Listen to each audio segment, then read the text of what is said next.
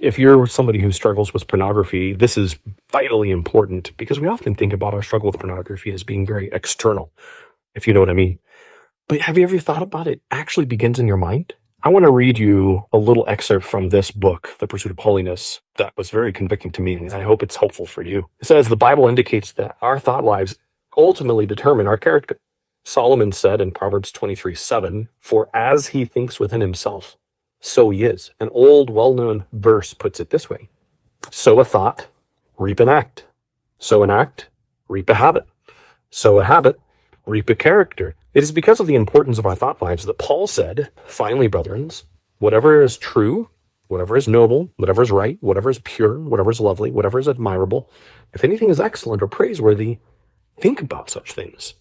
And that's from Philippians 4:8. Jerry Bridges goes on and says, as Christians, we are no longer to be conformed to the pattern of this world, but we are to be renewed in our minds. Romans 12:1 and 2, Ephesians 4:23, and 1 Peter 1:14. Holiness begins in our minds and works out to our actions. This being true, what we allow to enter our minds is critically important. This was convicting to me because, as I mentioned earlier, we often think of our struggle as very external. But really, what the Bible says is that the struggle begins in our thought life. And if we're not constantly guarding our thoughts and bringing them in submission to Jesus, then we're going to end up with the struggles that we have. If we think about something enough, we're going to act on it. If we act on it enough, we're going to build a habit. And then as we build habits, it becomes a part of our character, our nature, who we are. So let me ask you, what are your thoughts like? And I'm not just saying that for you, I'm saying that for me too. I have to guard my thought life. I have to guard what I'm thinking about because, man, my flesh, our sinful world, and then we have our adversary, the devil.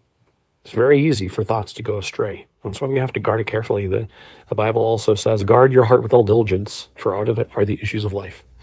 And it's that process of guarding our hearts that's very important. So I want to encourage you, think about your thought life. Think about how it's impacting your struggle with pornography. What are you thinking about? What are you allowing into your mind? What movies are you watching? What music are you listening to that's influencing your thoughts? And then recognize that you need to be putting good things in order for good things to come out. And it starts with just some simple things, but ultimately it's going to help develop your character. I'd also encourage you to get this book. This isn't an advertisement. I'm not an affiliate or anything, but I would encourage you to get this book, The Pursuit of Holiness by Jerry Bridges. Fantastic read. If you want more encouragement in your struggle against pornography, then follow the way of escape. I'll catch you in the next one.